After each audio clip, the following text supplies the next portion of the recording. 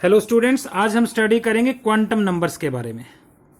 Okay, wave mechanical model of atom में बताया था मैंने आपको, लास्ट पोस्टुलेट किया था हमने कि there are 4 digits which give complete information about electron. So we shall discuss about the quantum numbers. Quantum numbers का मतलब we can say the 4 digits which provide complete information about an electron are known as quantum numbers। वो 4 digits जो एक electron के बारे में complete information provide करते हैं, they are known as what? Quantum numbers. Okay, and we can say there are 4 quantum numbers. कौन कौन से? One is about the principal quantum number, that is represented by N. Second is known as azimuthal quantum number, that is represented by L. Okay, that is also known as subsidiary quantum number, और हम इसको secondary quantum number भी कह सकते हैं। That is also known as the secondary quantum number, that is represented by small L. और third जो हो गया, that is magnetic quantum number, इसको एम से रिप्रेजेंट करेंगे। और फोर्थ जो हो गया, that will be known as spin quantum number, S से रिप्रेजेंट करेंगे। So these are the 4 quantum numbers which are provide different informations about electron। तो सबसे पहले हम स्टडी करेंगे प्रिंसिपल क्वांटम नंबर के बारे में। यानी अगर आपको n की वैल्यू पता है तो आप डिफरेंट फैक्टर्स फाइंड आउट कर सकते हैं। तो सबसे पहली बात अगर हम करें, सो वी कैन से कि the principal quantum number tells us about what? First, types of shells और ऑर्बिट्स और मेन एनर्जी लेवल्स। जो मेन एनर्जी लेवल्स हैं, जो ऑर्बिट्स हैं, जो सेल्स हैं, उनके टाइप्स के बारे में बताता है। ठीक है, यानी अगर आपको n की वैल्यू पता है, if n is equal to 1, इसका मतलब फर्स्ट ऑर्बिट हो गया। क्यों? If n is equal to 2, इसका मतलब सेकेंड ऑर्बिट हो गया। If n is equal to 3, इसका मतलब थर्ड ऑर्बिट हो गया, एंड सो ऑन। यानी this is the nucleus 1 2 3 4 5, n is equal to 1, n is equal to 3 4 5। okay, so definitely these are the different cells are there, k cell, l, m, n, o, so these are the different cells। यानी अगर आपको n की value पता है, आप cell की type बता सकते हैं। ठीक है, another concept we can say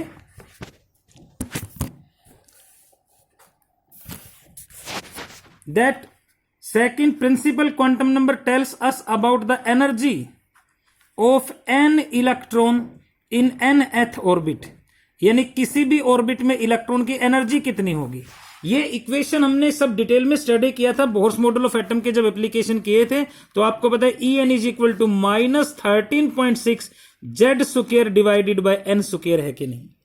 इतने इलेक्ट्रॉन वोल्ट पर एटम, यानी Z और N Z के डायरेक्टली प्रोपोर्शनल और N के इनवर्सली प्रोपोर्शनल। और अगर एनर्जीज का रेशियो निकालें तो E1 upon E2 is equal to Z1 upon N1 का square into N2 upon Z2 का स्क्वायर। तो अगर आपको डिफरेंट सेल्स दे रखे हैं, डिफरेंट एटम्स हैं, तो उनकी एनर्जीज का रेशियो निकाल सकते हो बेटा। यही था। इसी तरह से third, it tells us about the velocity of an electron in nth orbit. यानी किसी भी ऑर्बिट में इलेक्ट्रॉन की एनर्जी कितनी है वो भी डिटरमाइन कर सकते हो। अगर आपको n पता है तो Vn is equal to 2.18 into 10 raise to power 6 Z upon n metre पर सेकेंड। अगर आपको Z और N पता है तो आप वेलोसिटी निकाल सकते हैं। This is the fact. V1 upon V2 is equal to Z1 upon N1 into N2 upon Z2। Z atomic number हो गया, तो इनका रेशियो फाइंड आउट कर सकते हैं वेलोसिटीज का। ये सब कुछ आपने एप्लीकेशंस में किया था। Third fourth concept, we can determine the radius of nth orbit, यानी किसी भी ऑर्बिट के रेडियस को डिटरमाइन कर सकते हो अगर आपकी n की वैल्यू पता है आपको, यानी Rn radius of nth orbit 0.529 n square upon z angstrom, यही था कि नहीं? तो यानी R1 upon R2 is equal to N1 upon N2 का स्क्वायर कर दें और Z2 अपॉन Z1, ये हो गया।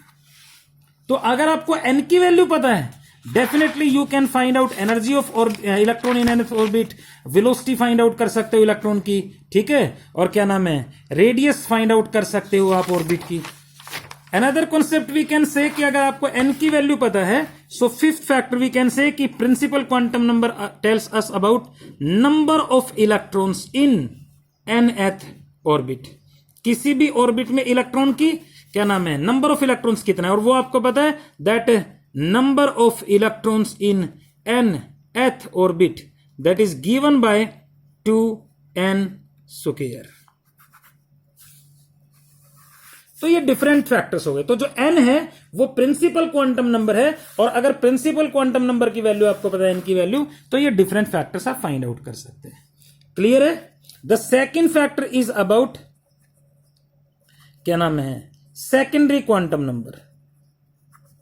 और सेकेंडरी क्वांटम नंबर जो है that is also known as azimuthal quantum number. Azimuthal quantum number को स्मॉल एल से रिप्रेजेंट करेंगे बेटा, and what I can say, it tells us about, किसके बारे में बताएगा, it tells us about first factor, types of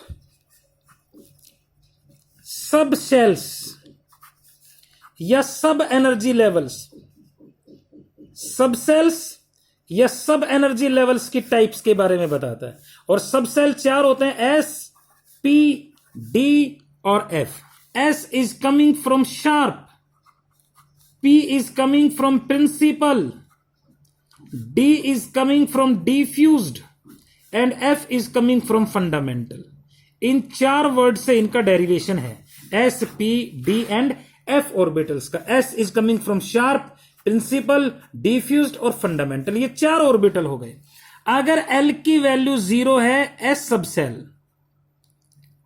अगर L की वैल्यू 1 है, P सबसेल, अगर L की वैल्यू 2 है that is the D subshell, और अगर L की वैल्यू 3 है that will be the F subcells. These are the four values of L are provided to the different subcell. If L is equal to 0 that will be the S subcell, 1 है तो P subcell, 2 है तो D subcell, और L अगर 3 है तो कौन सा सबसेल ले लेंगे, F सबसेल। अब जैसे for example the fact is that L जो है वो N से ही ड्राइव करते हैं, मतलब सारे क्वांटम नंबर एक दूसरे से ड्राइव करेंगे, तो जो L है वो n-1 होता है। यानी अगर आपको N की वैल्यू पता है प्रिंसिपल क्वांटम नंबर की, तो L फाइंड आउट कर सकते हैं। अब देखो जैसे फर्स्ट ऑर्बिट है तो N की वैल्यू 1 होगी कि नहीं, N1 का मतलब फर्स्ट ऑर्बिट, यहां लिख देता हूं फर्स्ट ऑर्बिट, और N अगर 1 है तो आप बताओ L क्या आएगा, 0 ही आएगा, 1 - 1 0, और L अगर 0 है तो कौन सा सबसेल हो गया, S सबसेल। मतलब ये हुआ कि जो फर्स्ट ऑर्बिट है, जो फर्स्ट मेन एनर्जी लेवल है, उसमें एक ही सबसेल होता है, और कौन सा सबसेल हो गया, S। अगर आपके पास N की वैल्यू 2 है तो L की 2 वैल्यूज बनेंगी बेटा। मैक्सिमम जो है, ये जो फैक्टर है ये मैक्सिमम होता है, यानी L की जो मैक्सिमम वैल्यू है वो n-1 होती है, ठीक है। लोअर तो फिर 0 से लेंगे, L 0 और L मैक्सिमम n-1, 2 - 1 यानी 1। तो N की वैल्यू अगर 2 है तो L की भी 2 वैल्यूज पॉसिबल हैं, 0 और 1, लेकिन L जो है वो N के बराबर नहीं हो सकता। L is maximum n-1। N अगर 2 है तो L 0 भी हो सकता है, 1 भी हो सकता है, लेकिन 2 नहीं होगा। तो L अगर 0 है तो कौन सा सबसेल हुआ, S सबसेल, और L अगर 1 है तो कौन सा सबसेल हुआ, P सबसेल, लाइक दैट। तो 2 सबसेल हो गए, S और P सबसेल। यानी सेकंड एनर्जी लेवल में, सेकंड ऑर्बिट में 2 सबसेल होते हैं, S और P। तो इसका जो ऑर्बिटल बनेगा ना वो बना 1s, ये जो ऑर्बिटल बना 2s, ये जो ऑर्बिटल बना 2p, मतलब 2 टाइप के ऑर्बिटल हो गए सेकंड सेल में, 2s और 2p, ठीक है। फर्स्ट जो ऑर्बिट है, फर्स्ट जो शेल है, उसमें एक ही टाइप का ऑर्बिटल होता है 1s। तो ये देखो करेक्ट हो गया ना, ऑर्बिट और ऑर्बिटल। तो मैंने आपको बताया था कि एक्चुअली क्वांटम नंबर्स जो है ना वो ऑर्बिट्स और ऑर्बिटल को आपस में कनेक्ट कर देते हैं, उनमें रिलेशनशिप क्रिएट कर देते हैं। अब देखो n इज इक्वल टू 3, तो l की वैल्यूज आप बताओ खुद ही। l इज इक्वल टू 0, 1 और मैक्सिमम 2। अगर l 0 है तो कौन सा सबसेल बना? s subshell. क्यों? और अगर L 1 है तो P सबसेल बना बेटा, और L अगर 2 है तो D सबसेल बना। ठीक है, तो ऑर्बिटल का नाम क्या होगा? 3s, 3p और 3d। तो देखो 2s होता है, 2p होता है, 2d नहीं होता, 2d भी नहीं होता, 2f भी नहीं होता। 1s होता है सिर्फ, 1p भी नहीं होता, 1d भी नहीं होता, 1f भी नहीं होता। 3s है, 3p है, 3d नहीं है। 2d क्यों नहीं है? क्योंकि 2d के लिए ये जो फैक्टर है ये n फैक्टर होता है बेटा, और ये l को बताता है। तो 2d का मतलब n तो 2 हो गया, और d है तो d के लिए l बताओ कितना होता है? 2 ही होता है। तो n और l कभी बराबर हो सकते? नहीं हो सकते। तो ये फैक्टर पॉसिबल नहीं, इसलिए ऑर्बिटल एग्जिस्ट नहीं करेगा। तो 2d एग्जिस्ट क्यों नहीं करता? क्योंकि 2d के लिए n और l बराबर है। अब जैसे मान लो 2p लिख दूं, तो 2p के लिए n, 2 ये जो नंबर है ये n ही होता है, और p के लिए l 1।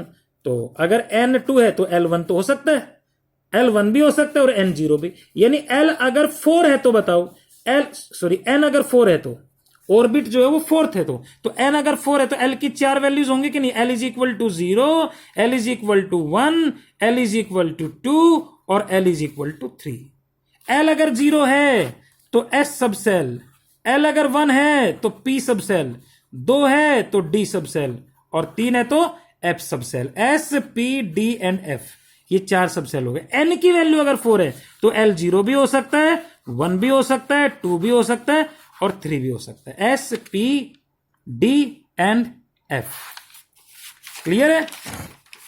तो अगर मान लो n की वैल्यू 4 है तो l s, तो मतलब ऑर्बिटल कौन सा बना? 4s orbital, 4p orbital, 4d orbital, और ये कौन सा ऑर्बिटल बना? 4f orbital. तो ये 4 ऑर्बिटल हो गए, 4s, 4p, 4d and 4f। इसी तरह से अगर n की वैल्यू 5 है तो l की 4 ही वैल्यू पॉसिबल है, बस इससे ज्यादा नहीं होती। 1, l इज इक्वल टू 2 और l is equal to 3। Hypothetically जो है n है वो 4 हो सकता है, लेकिन हाइपोथेटिकली, एक्सपेरिमेंटली नहीं होता।